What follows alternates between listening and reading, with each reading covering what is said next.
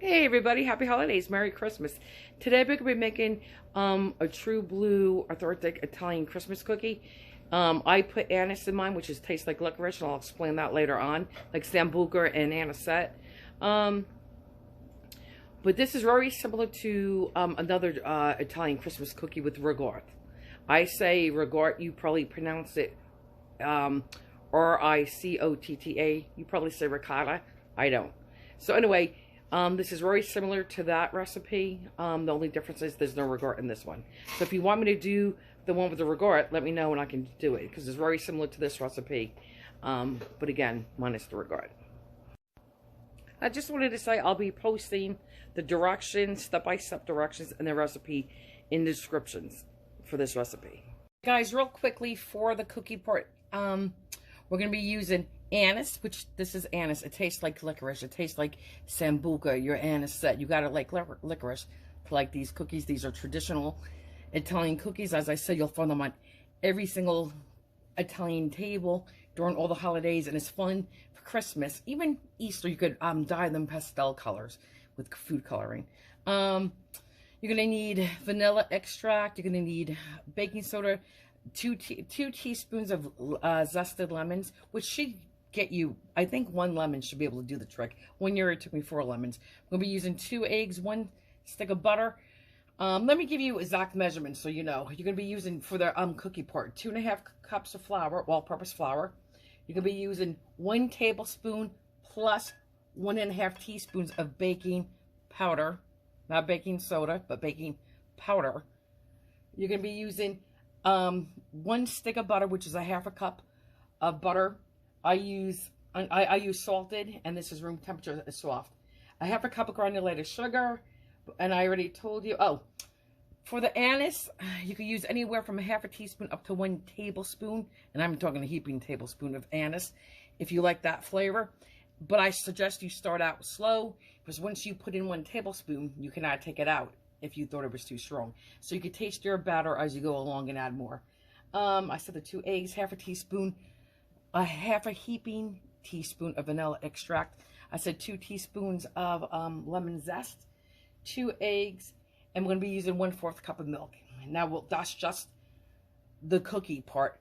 For the icing, you're going to need 1 box of, it's a 1 pound box, is 16 ounces, because we're going to be using this whole box, which is 2 cups of powdered sugar, which is different than your granulated sugar. We're going to be using at least a 1/4 teaspoon, 1/4 teaspoon of cream of tartar. You're going to be using, again, 1/4 cup milk. I take a little, about maybe a 1/2 teaspoon to a teaspoon of butter. I will melt it down in the microwave, throw that in there, because I personally believe it cuts through that vanilla flavor. For me, this gives you an artificial vanilla icing flavor, and I don't like that. So I definitely add some melted butter to it, which cuts that flavor. And I use about a 1/4 teaspoon of anise. Excuse me. I use about 1/8 teaspoon of anise in the icing, about 1/8 teaspoon. And if you want, you can just do vanilla.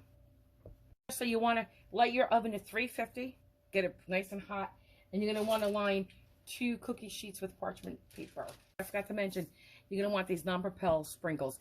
These are Christmas colors, or you can use Italian colors, because these are the colors of an Italian flag. But you could use them as Christmas colors too. Guys, for you at home that don't know how to zest, you just take a lemon, and just go like this, and you turn your lemon. You just want the outer skin. You don't want the white part. That would be very bitter. So you don't want to go too deep. Okay, just like that. Guys, it took me 2.5 lemons. It depends on the size of your lemons. Like this. You know, I left a little there because this is pith. I didn't want pith. So, not completely cleaned. So, okay, guys, here's the 1 tablespoon of baking powder. Okay, now we're going to put the other teaspoon and a half in. Okay, guys, just so you don't miss it, here's the other teaspoon. So that's 1 tablespoon in there already, plus 1 teaspoon. Now we have a 1/2 teaspoon more to do. We'll just do it this way. Okay, just like that. Let's get our 2½ cups flour in here. I'm using plastic today to pat my flour down because when I made a video for the stuffed chicken, I broke my container. All right, so anyway, here's 1 cup. This is going in with the baking powder.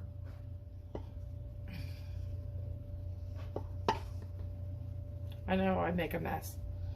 Ugh. I know, guys, sloppy, but let's just do it this way. Okay, here's the 2nd cup. Make sure it's all in there. And now, let me get my 1/2 cup.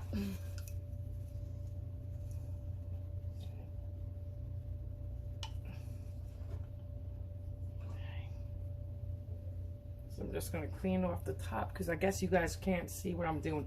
I'm just leveling off my flour. That's all I'm doing.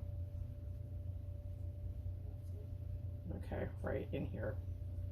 So now I'm just going to whisk the two together, meaning the flour with the baking powder. So all I'm going to do is just whisk it gently. Guys, we're going to dump the 1 stick of butter in, softened. Okay, it has to be definitely room temperature. I'm going to scrape it all out. Beat this butter for about 2 to 3 minutes until softened. I'm working in this bowl because I like this bowl, but last year I took some of the enamel and I don't want to do that again, the beaters.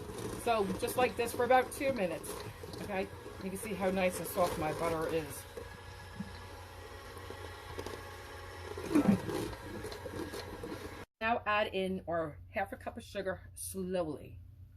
Again, on medium until it's all nice and combined. Okay, and guys, again, it should take about 3 minutes to combine the sugar, and you want it light and fluffy. So I'm just going to pour a little bit in and out like that. Okay, I'm going to go very slowly. That's how much sugar I have. And on medium for about 3 minutes all together. Okay, and I'll be back. And you're going to have to scrape this down with a spatula. Okay. I threw in about half of the 1/2 cup of sugar, and now I'm going to scrape it down just like so, including on the bottom. And now I'm going to continue.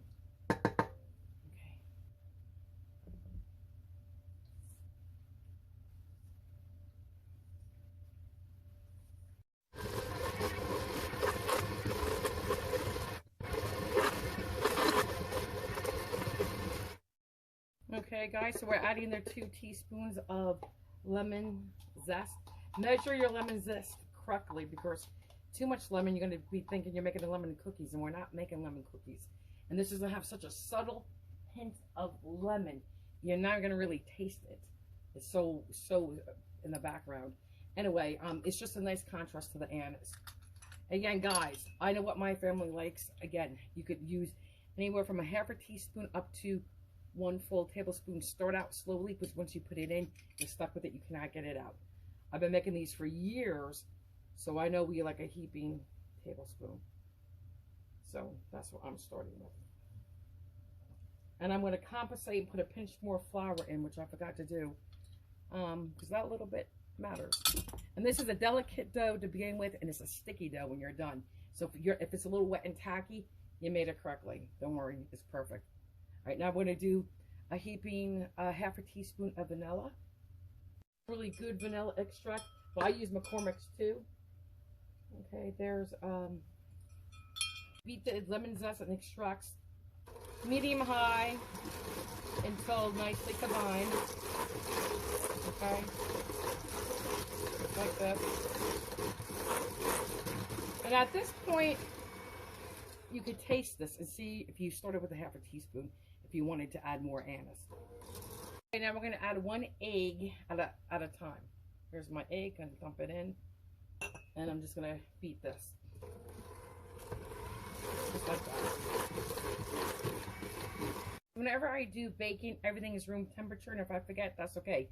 But with my eggs, if I forget to take my eggs out, I will coddle them. What does that mean? I will put the tap, your sink, put the tap water on hot, put your eggs in, get that first chill out real quick, like 10 seconds, dump it, and then do that again and let them sit in there for a couple of minutes.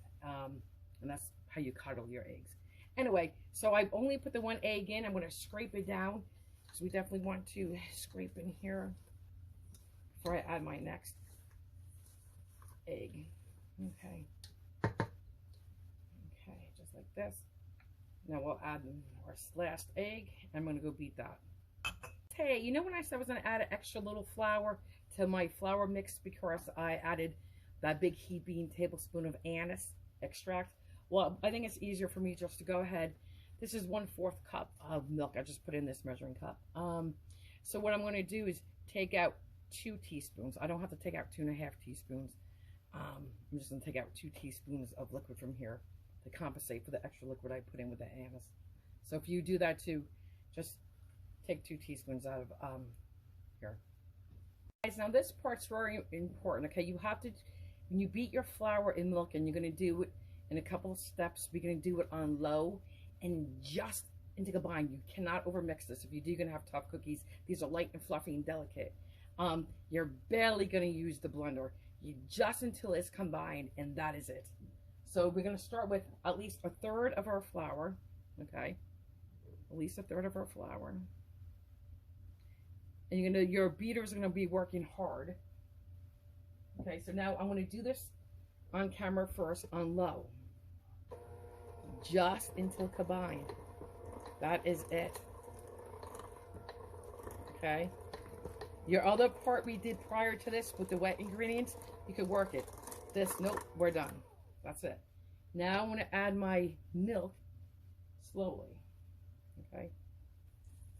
Well, actually, I'm going to add all the milk. And the same thing, just until combined. And only on low. Okay, just like this. And we're going to definitely want to scrape this down before I throw the last bit of flour in. Okay, that's it.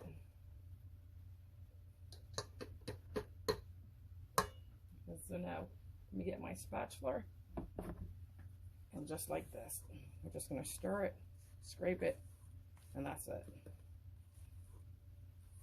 Just like so. Now we're going to take the rest of our flour and dump it in at once. You don't have to divide that into 2. Okay. Same thing, on low until just combined. Just like this.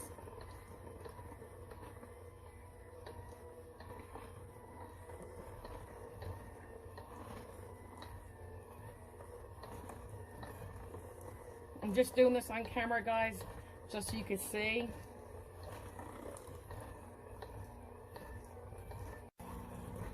And now you are done. It's gonna look like this, like dough. I'm gonna take it out of my beaters. If I can steady them there, like that. Your dough should be wet and sticky. If it's not wet and sticky, then you did something wrong. You probably added too much flour. You want it to stick to your fingers like that. Okay, guys, so you're gonna roll yours in about 1-inch balls. Okay, it usually takes about 10 minutes to cook. Mine sometimes go up to 14 minutes because I make them bigger than an inch ball. And you're just gonna want to gently roll them like a meatball. That's it. You want those little lines and cracks. Okay, you're gonna put them 2 inches apart. Good. So I'm just gonna grab it, and it's sticky and it's tacky, and it's gonna stick to your nails, and that's absolutely fine. A delicate little roll. Okay, put it down. Work with these as least as you know as you can.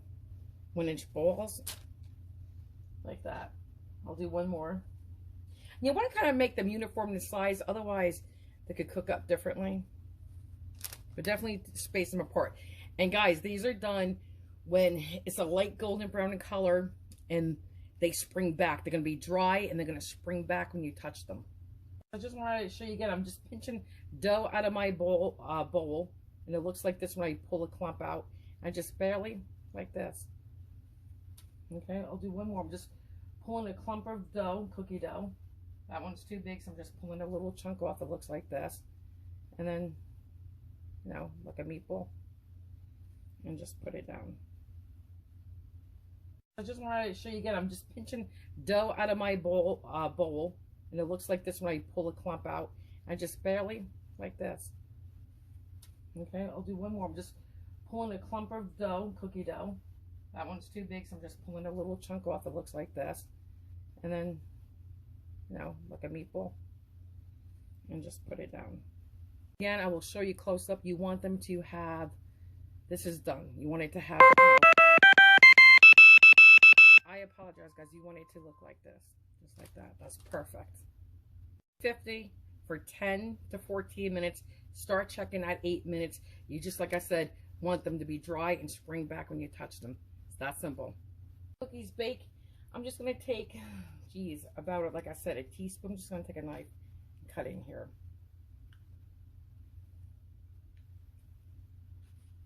Like that much butter. That is it. Okay. I'm going to put it in my glass. Ooh, sorry about that, guys.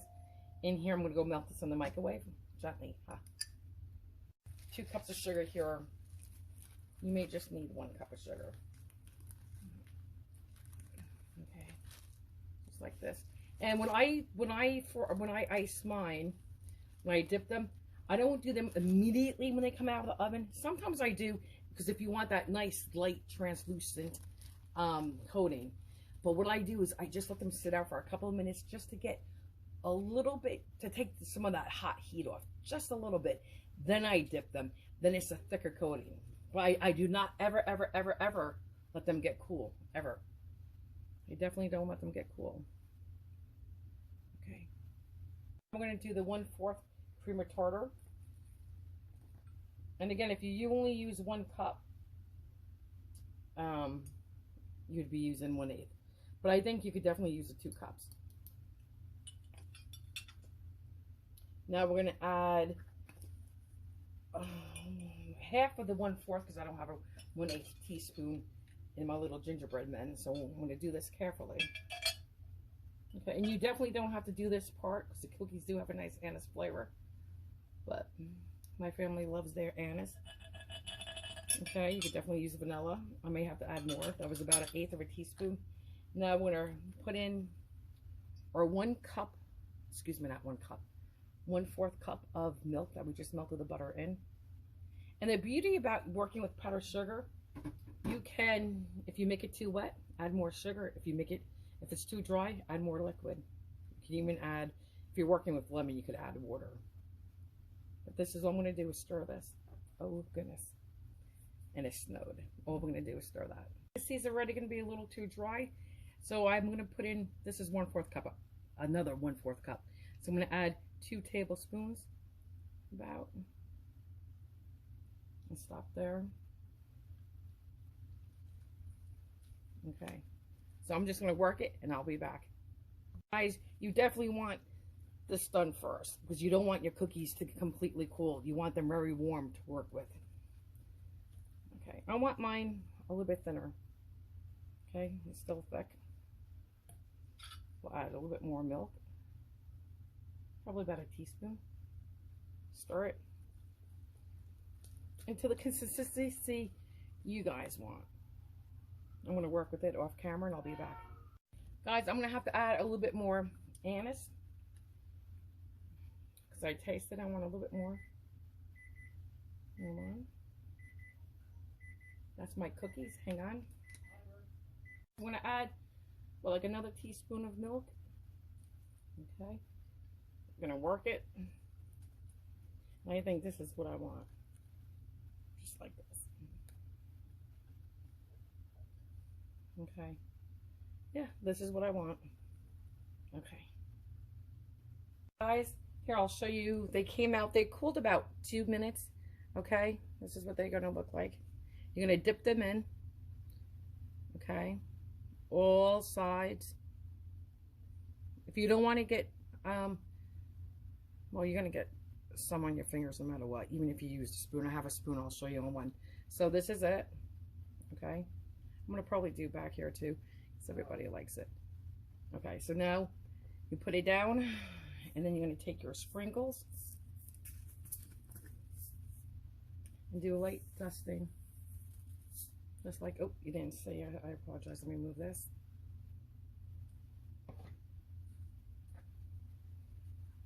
this. And these are so delicious. Let's do another one. Let's do this one. Put it in. Get it all nice and coated on all sides. I apologize again for that. Okay, I'm going to put it down. Or you can hold it in your hand. And I'll zoom in so you can see it better. A little sprinkling. Like that. And you got to do this part with the sprinkles while the icing is soft and wet. Because if it firms up, they're just going to roll right off and bead right off. So that's what we're going to do. I'll do one more. And by all means, you could use, hold on, I got to back up. Hang on. You could use a spoon to do this. I don't mind getting my hands sticky. That's what soap and water is for. Okay, put it down. I'm going to try not to get my bottle sticky. And just go like that. That's it. Oh, and you can, I said in the beginning, you could take this and divide this. And for Easter, you would do pastel colors in separate bowls. For Christmas, you would do a bowl of red and a bowl of green. Separate this into 2 separate bowls and put red food coloring in one and green in the other, the shade you like, and then do it that way too. Take your cookie, and again, you could use a spoon. If you use a spoon, then this hand's going to get sticky. So you would just drizzle it on like this. Okay, let it slide down everywhere and help it out. But I don't use this method. It's a pain, and it takes, for me personally, too long. Okay, so let me put that down and continue. See, it's even messier, I think. Okay, like this. Now, I'll show you the sprinkles again.